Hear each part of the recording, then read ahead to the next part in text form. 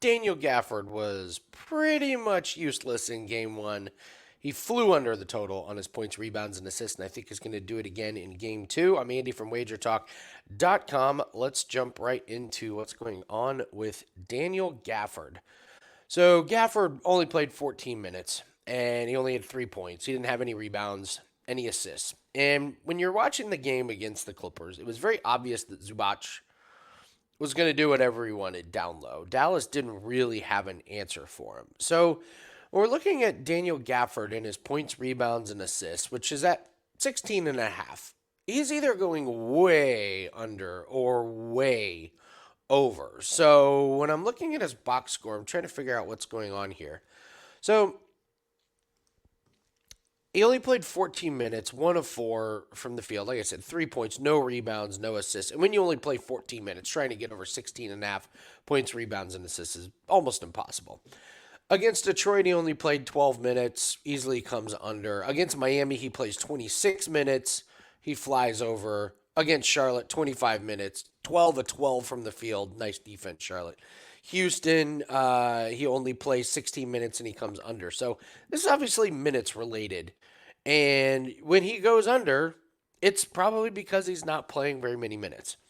So let's take a look at the box score here for the Dallas Mavericks on this game and what happened. So we got PJ Washington, Kyrie Irving, and Doncic playing big time minutes. Jones and Gafford, 18 and 14 minutes. So the Mavericks went to Kleber. Derek Lively played more minutes than him. Exum came off the bench and played more than him. Even Hardaway played more than him. So of anybody that played 10 minutes or more, he played the least amount of minutes. If this happens again towards the beginning of the game, I think they're going to have to make an adjustment even earlier and get away from him. Now, an 8-point second quarter is why this team got blown out and lost in this game. So I don't expect that again. But I do expect Zubac to continue to have his success. This guy had 15 rebounds. And you look at the team rebounds, only 45 to 41. But Zubac was the big reason for that. So if Zubac is dominating again, I think we see a little bit less of Gafford and we could see Lively and maybe even more Kleber if Dallas needs scoring.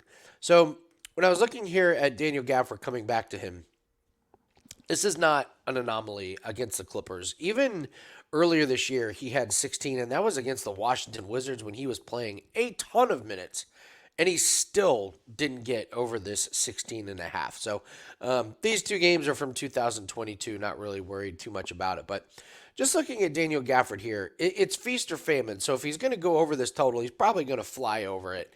But if he comes under, it's probably going to be because he doesn't play enough minutes. And I don't think he's going to be playing that many minutes based on how, I mean, useless isn't the word. He's out there, but he was really not that effective, and he was not helping his team out a whole lot. So I expect him to play a little bit better, but I expect his minutes to come in low. So we'll use Daniel Gafford under 16 and a half points, rebounds, and assists as our free play of the day. So, all right. Yesterday we broke down a bunch of NHL and NBA games, and let's go ahead and do that again. The Jamal Murray play we went over in the video yesterday. Never had a chance. That was a bummer. He got off to a decent start, and then just every person he passed it to would not hit a shot. He was not getting any rebounds, and then he hits the game winner.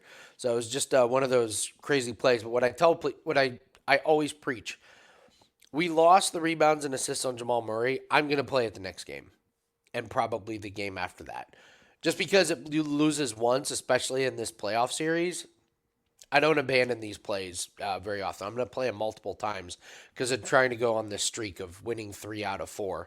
Even 2 out of 3 gets us positive. So even though that was a tough one, we're just going to come back and play it again. I'm not going to think twice about it. All right, let's take a look at the NHL. Let's take a look at the Capitals and the Rangers. I will start with shots on goal.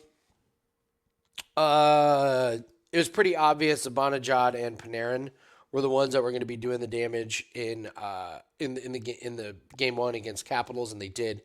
Zibanejad only had 4 shots, but he had 3 missed shots. That guy could have had 7 shots on goal. So Zibanejad, probably a pretty good play over here. Points wise, I mean, he's on a tear. This was his first one this year against Washington. So his current form is really, really good. Doesn't have a great history against Washington, but Washington looked really overmatched in that game. So for the Capitals, I don't know. I think the books are probably pretty dialed in on here. I mean, Connor McMichael minus 220 to not have a point. I mean, these Capitals that they have not to not have a point are getting pretty priced out. I guess you could go with TJ Oshie if you think Washington's going to really struggle to score. So he didn't have one last game, but he did have 2 out of 3 games he had a point. So I think there's better bets on the board. But if you're playing Oshie to not have a point, not the worst one in the world.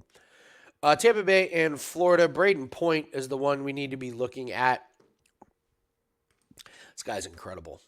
Look at all these points. Look at all these points that he had. I know he's minus 180, but if you're, this is a pretty good game to build a same game parlay on, just because you've got this Braden Point piece of him to have a point. You can see this is hit. Let's see, 1, 2, 3, 4, 5. So what is that? 23 out of 28 games he's had a point, and he's just been a Florida terror. Only one game in forever that he hasn't had a point. So his points look good.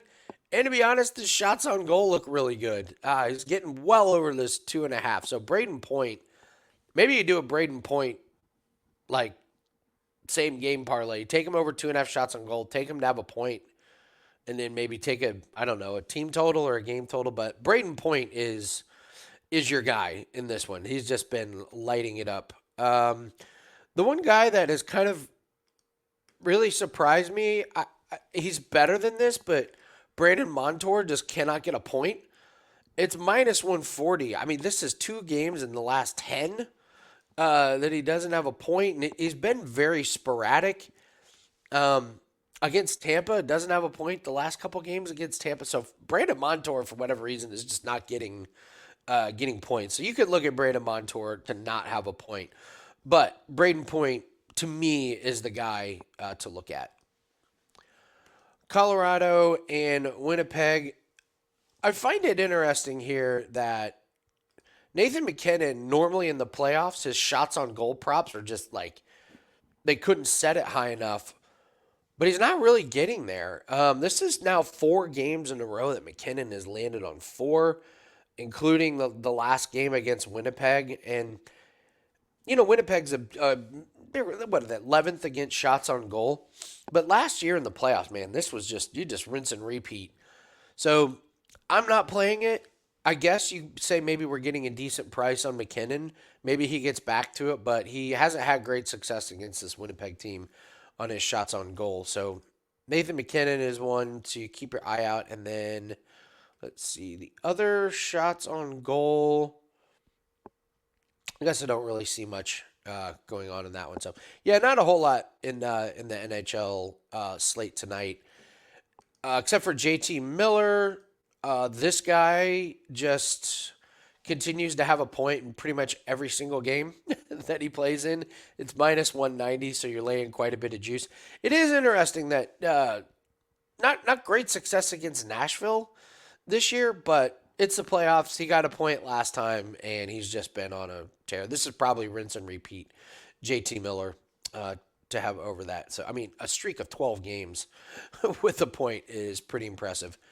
And then we'll take a look at the shots on goal. Not a whole lot I like in this one. So, Jason Zucker's been going over quite a bit.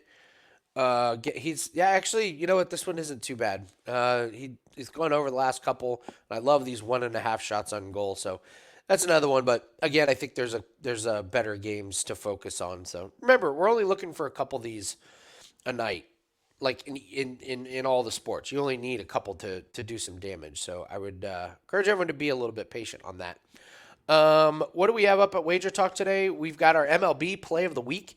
If you guys have been following MLB, I said at the very beginning of the season, I'm only going to have like one, maybe two plays a week. I'm going super low volume, and it has absolutely worked out. We're 6-1 over our last 7 plays. I haven't had a play in over a week. Today's the day to fire away. So grab that one. I attached a bonus NHL play to that. So one price, you can get 2 plays. That's up at wagertalk.com. And put a 5% play up for the UFC this weekend. Finished up all the film work, and there's a play that just jumps out. Just it's screaming make money off of me. So there's a $35 5% play that is up. Or if you want to look at getting a 7-day pass, much better. Much better deal. Get a 7-day pass and it gets all plays. You're going to get all the props in NHL and NBA. You're going to get all of our golf plays. You're going to get all of our 5% plays, which we definitely have one in UFC. We may have one in any of those other sports. So 7-day pass is a way to go. We've got a couple plays up tonight. And that is what I would recommend. But definitely just get the MLB play. You get an MLB and an NHL play for one price. So, okay, let's take a look at some games here in the NBA. Phoenix and Minnesota, gotta be honest, I don't have a whole lot in this game. I was looking at Rudy Gobert rebounds, but they got the number so high, it's 12.5. Grayson Allen is a game time decision. I did notice Grayson Allen shot the ball terribly, and I'm kind of kicking myself that I didn't notice his rebounds and assists have been hitting. He's been going over this 5.5 rebounds and assists a lot, and I think he's done well against Minnesota. I don't think you can play him though because of the sprained ankle. We're not sure exactly how effective he's going to be. Jaden McDaniels, I was looking at under his points, rebounds, and assists. He barely came under his 3-point. Unfortunately, we're just not getting a good number on the 3-point shooting. Minus 230 is a bummer because they have it at 1.5, and this guy just doesn't shoot a whole lot of 3-pointers. He's there for defense. So I really don't have a whole lot that I love in this game. I would say I just expect Phoenix and I expect the Pacers to play a lot better. I think people forget like take the Phoenix Minnesota game. Like the game was really close. Edwards goes ballistic in the second half, and they just end up steamrolling. It still only counts as one win. Like Phoenix can even the series tonight. Same with the Pacers. The Pacers could not hit a 3-pointer to save their life. Dame couldn't miss. It still counts as one win. Not surprising at all when we get regression and the Pacers steal one tonight. That was about as bad as the Pacers could play. So I bring this up because I think there are some guys that you could look at from the Pacers to play over their 3-pointers. I'll start with Aaron Nesmith. He's not been getting over this total, but I find it curious that the books have him at minus 130. Like, why would they have him at minus 130 if this is a guy that hasn't been going over a ton? And I think it's because he had 7 attempts last game. If he gets another 7 attempts, he's going to go. He's going to hit 2 of them. So I would look at Aaron Nesmith as possibly a pretty good value. The books already moved Miles Turner to 2.5, which is a real bummer. He was at 1.5, but now once they make this line move, it's complete stay away. Halliburton was awful. I don't know what to do with Halliburton on 3-pointers. I guess I would say just stay away. It's juice to the over, and I think he's going to be much more of a facilitator as opposed to a scorer. Obi Toppin, he was terrible from 3-pointers, but he did have 4. And I will bring this up on Obi Toppin. Check around on your books and see if you can get Obi Toppin at 3.5 rebounds plus assists. I know Bet365 has it. They have it in my state. I played it. This was 4.5 last game, and we used it as a client play, and it hit barely, going over 4.5. But he played 13 minutes. He grabbed 5 rebounds. I don't want to say it was lucky, but it wasn't the most confident play in the world. If you can find 3.5 at that minus 155, I would absolutely play it. I'm not going to put it in as a client play just because I'm not sure everybody can get it. But if you do have 3.5 over rebounds and assists for Toppin, that's absolutely a play. That's absolutely a play. Against Milwaukee, yeah. Yeah, he goes over this number against him. He just does. So search around for 3.5. If you can only find 4.5, I'm not sure I would play it again. But 3.5 at minus 155 is absolutely absolute play. Damian Lillard, before you get too excited about Dame and his 3 pointers, just know he doesn't go over 3.5 very often. He did it against Indiana, but I'm going to add the filter in here of without Giannis.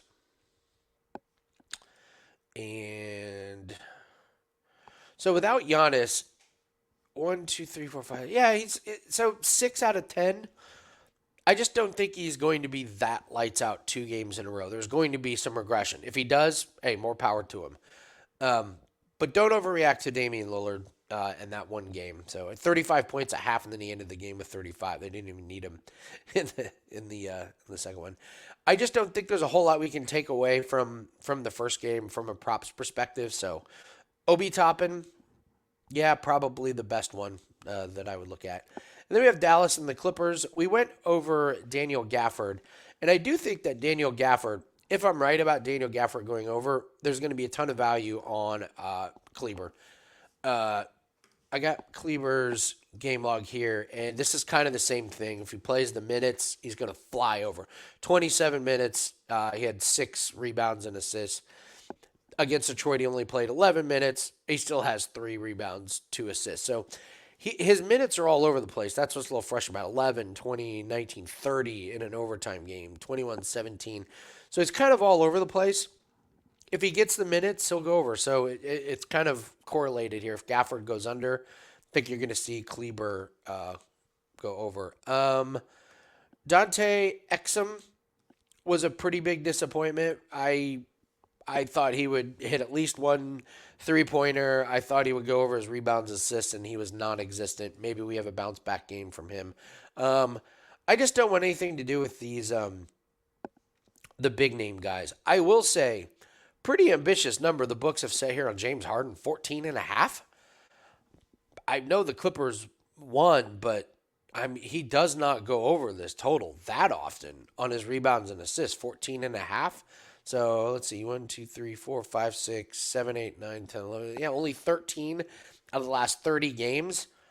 Has he gone under? I think it's priced pretty good, but, against Dallas this year, he's played him 4 times. He's gone under in 3 of them, including only 10 in the last game. And I thought Harden played amazing. He was great. This number seems really, really high. So if you're looking at under, it's a little bit juicy. I think there's some value on that one as well. So I think that's going to do it for us for NBA and NHL props. Once again, guys, if you could hit the like button and just leave a comment. If you haven't subscribed to the channel, go ahead and do that. I'm going to be here doing Road to Millions plays every day this week, and hopefully, maybe I might do some over the weekend. We got a ton of weekend games, and it's a huge weekend in the props market. So MLB play today, first and foremost. Go grab that. Let's keep the MLB streak going. There's a free NHL play attached to that. All access clients, full card is up for today. So we should be locked and loaded. So leave me a comment. Tell me what your best bet is for today. I'd love to hear, because I don't have a whole lot of great reads on these games tonight. I think I'm going to be a lot more volume tomorrow, but tell me what you like. I always love hearing what you guys are betting on. So good luck on all your plays, and we'll see everyone tomorrow on the Road to Millions.